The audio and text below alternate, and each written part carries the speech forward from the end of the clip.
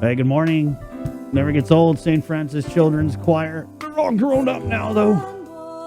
Yeah, the song never gets old, but they've aged quite a bit. How old are they now, Jay? Did you do the math on They that? would be like around, I want to say, because that came out in 1997. Really? 97? And if they were elementary school kids, so you figure the high-end elementary school kids, they would be Jay fifth does the grade. math around here, guys. So, yeah, and if they were in the 5th grade, they'd be, what, 11? So, yeah, so they'd be in their mid-30s right now. Wow. So those kids that made that beautiful song, the choir from St. Francis, now they got mortgages. Right, yeah. And then when this plays and they're driving to the car, the kids, the dad's like, hey, that's your dad in there. Oh, you sound so funny.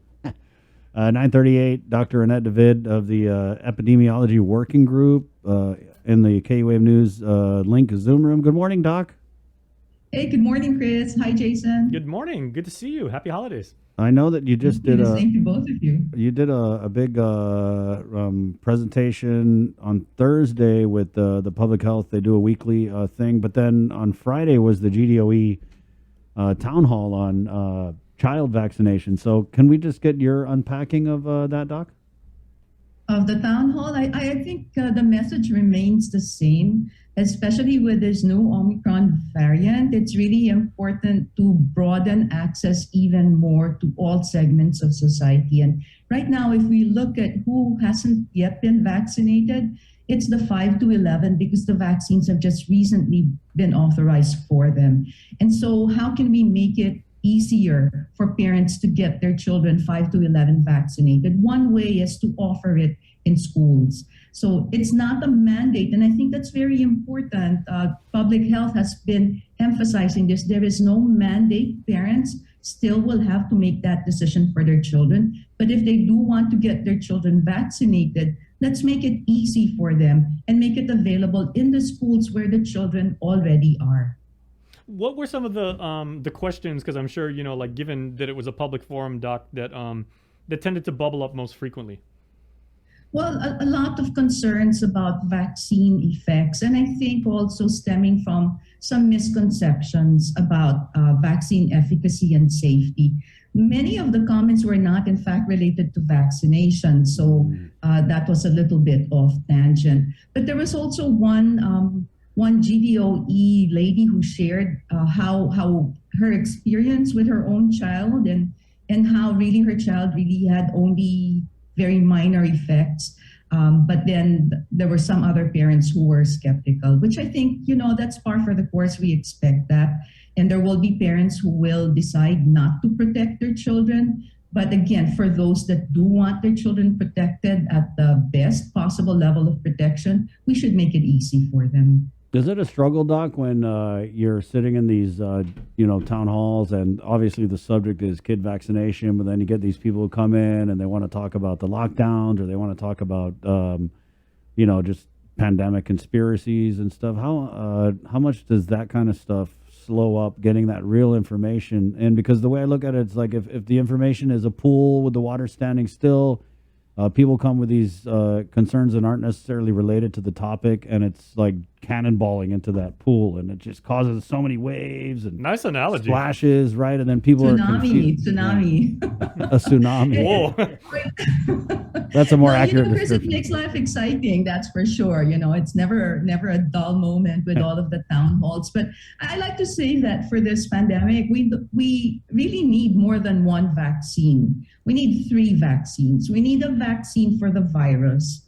We need a vaccine for health inequity. And that's what offering vaccinations in school is about. It's trying to close the gap between the haves and the have-nots. But we also need a 3rd vaccine, and that's a vaccine against misinformation. And I really wish someone would come up with a vaccine for that.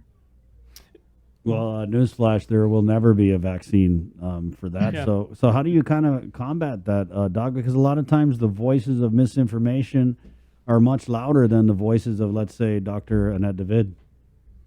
Well, you just never give up, right? You stay on the message and you never give up. But you also, I think in health communication, one of the key principles is you have to know your audience. And your audience is very different.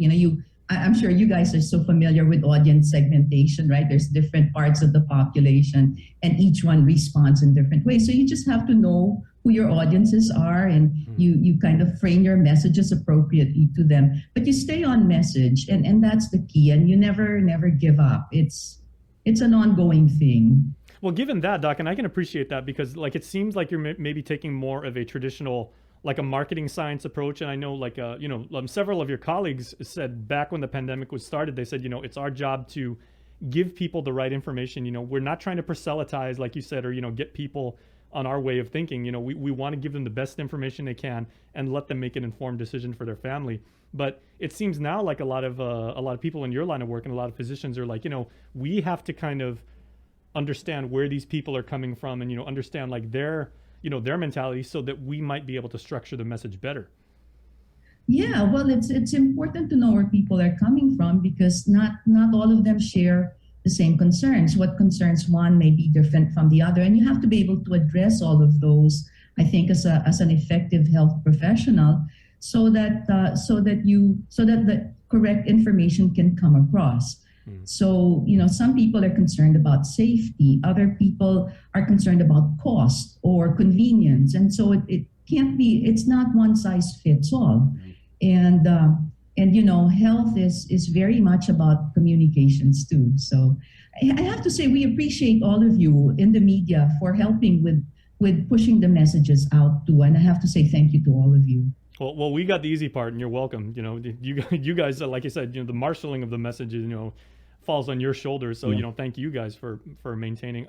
But given that, you said you're trying to, understand where people are coming from and everything. When that meeting wrapped and the Zoom call, before it broke, obviously we're not going to know the efficacy, if you will, of that talk until we actually see the hard numbers of how many people additionally went on and got vaccinated. But did you have a sense of maybe like the pulse of the audience and everything like that, if they felt differently than when they came in after the information was presented?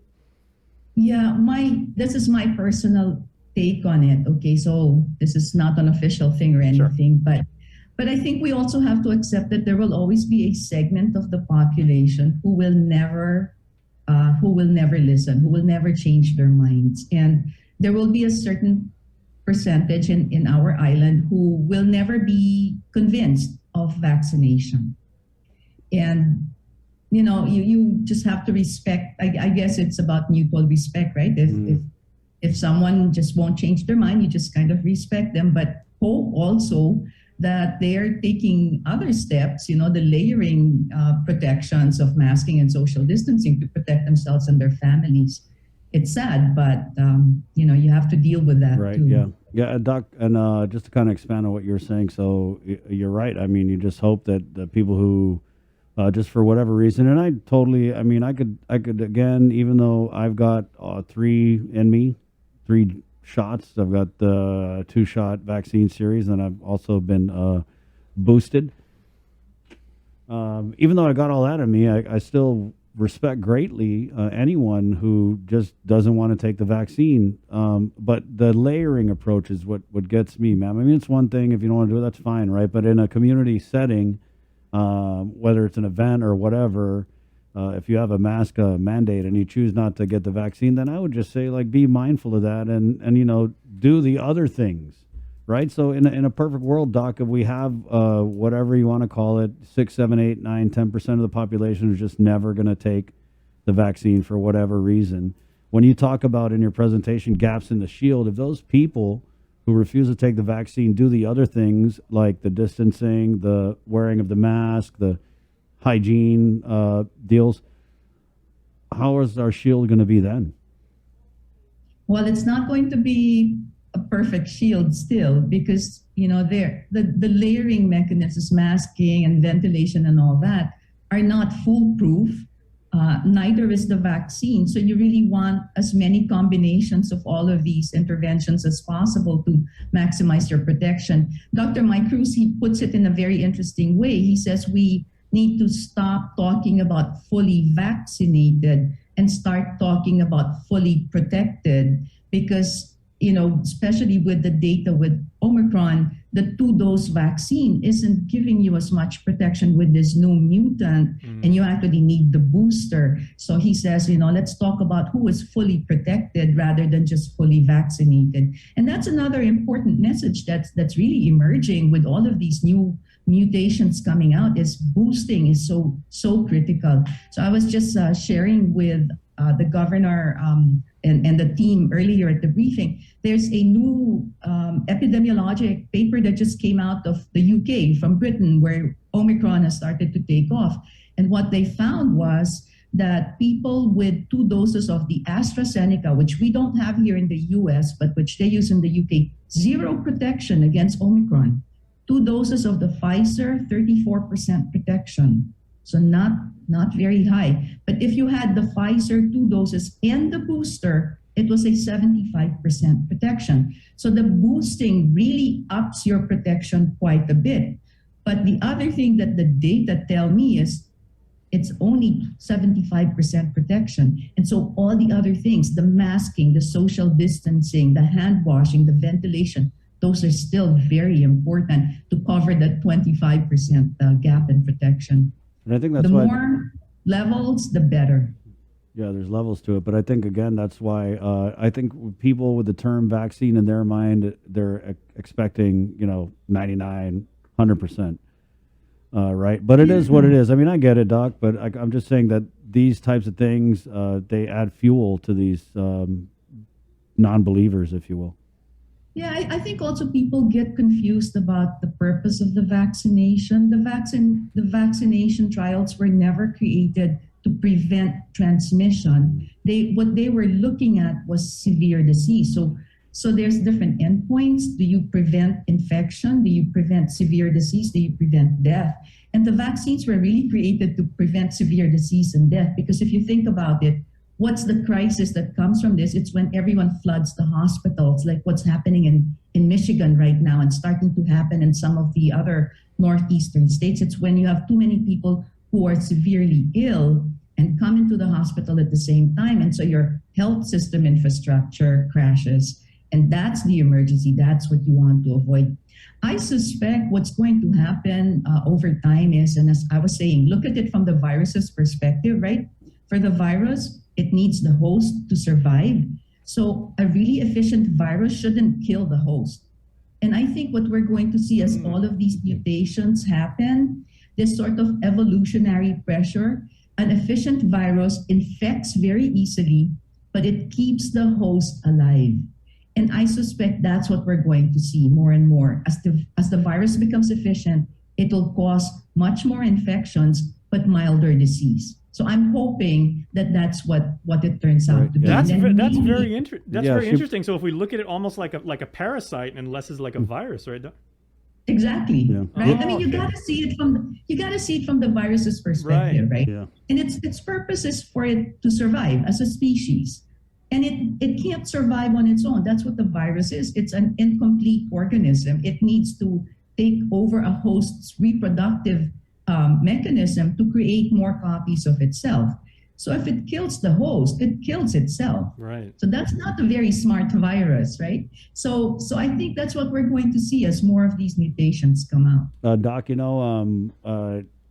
and talking about that, right? And then I think it was Dr. Hoa, and then I want to say even Dr. Berg had kind of talked about the South Africa demographic and how it's a younger demographic. And what we're hearing preliminarily about the Omicron is that it's more transmissible than Delta, but maybe not as severe.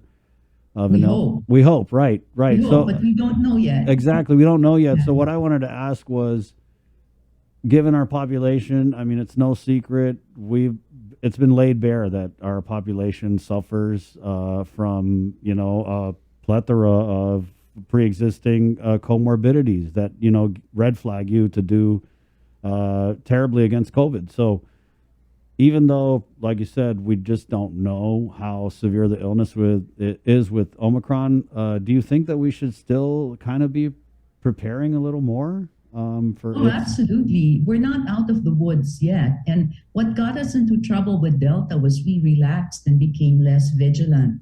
And we can't afford to do that still. I mean, I think until the whole world gives the all clear signal that the pandemic is truly over, until we get to that point, we should remain vigilant. And really, Chris, Jason, it's really back to basics, right? There's nothing esoteric about what we have to do. It's simple common sense. It's the distancing and the masking and the hand hygiene, and then the vaccinations and boosters. So I think if we just remember and stick to those core preventive measures, we will be doing ourselves and our island a big favor, especially as we go to the holidays. We don't really want to go to the holidays sick. We want everyone healthy so we can celebrate and gather. Well, Doc, from what we know of the virus, I mean, we're about how many shopping days till Christmas, Jay? Today is the 13th, so that means you have 11 left. That's right. And so we know that at the pandemic, we've been moving in these like 2-week increments, right? Due to the like infection, the transmission period or the incubation period or what that. So technically we could still have a good Christmas, but I'm just not so sure about after Christmas. Well, if we stick to the basics, I think we can still have a fun Christmas and be safe. Doc, what is, and since Chris brought it up, what is the preferred gift for the epidemiologist in your life? Like if it could be, because those of us who appreciate the work that you and your colleagues do. Just get her some N95s. Bro. Yeah. So, Well, I got to tell you, a very big tragedy happened to me. My laptop, which is my work, died on me last Friday. Oy. So I'm using a borrowed laptop and a very old one. So for me, for an epidemiologist, anything to do with technology, with laptops or anything like that would be the best gift. There you go. Well, we've actually come to know like 3 epidemiologists over the last like couple of years very, Right. very well. Yourself, Yeah. Dr. Ann, and Stephanie. Right. Yeah. Well, Doc, thank you. Is there anything in closing? I kind of wanted to ask when you talk about the messaging, and we started this conversation on the child vaccine. So, what is your message to parents out there about child vaccinations? The best protection is still vaccination. So if you love your children and you want to give them a safe and happy Christmas, get them vaccinated. And if it's your turn to get the booster because that gives you so much more protection against all of these new mutants that are coming out. And then we can have a happy Christmas. Don't forget New Year And New Year. and Valentine's Day. And there you go. It never ends. It never ends. Okay. Thank you, Doc. Hey, you're very welcome. You both have a great week. You and too, stay Doc. safe. All right. Happy There you holidays, go. Doc. Dr. Annette David. Always That was fascinating what you said. She goes, like these virus, if you want to think about it, the virus would be dumb if it just like completely decimated, the host and everything. So in the interest of self-preservation. I like that. That's way to layman's terms, Jay. The virus would be dumb if it's gonna kill us. Yeah. So like, but it's also interesting because like evolutionary theory has taught us that these the way organisms change takes like thousands, if not tens of thousands of years. Like when those little when the fish came out of the water and they had to develop tails and legs so they could walk on land. But this thing's changing in a matter of months. Yeah, it is. But that is really, really interesting. And no one shared that perspective with us to date. That really clarified like a lot of stuff, at least for me. Right on. But I mean, even with that being said, Dr. David is still messaging that we head into the holidays with the caution. Sure. Right. Yeah. So. And we hope she's right. Again, if the virus wants to persist and everything, maybe the side effects will be. We just less gotta severe. sit this virus down. We gotta give it a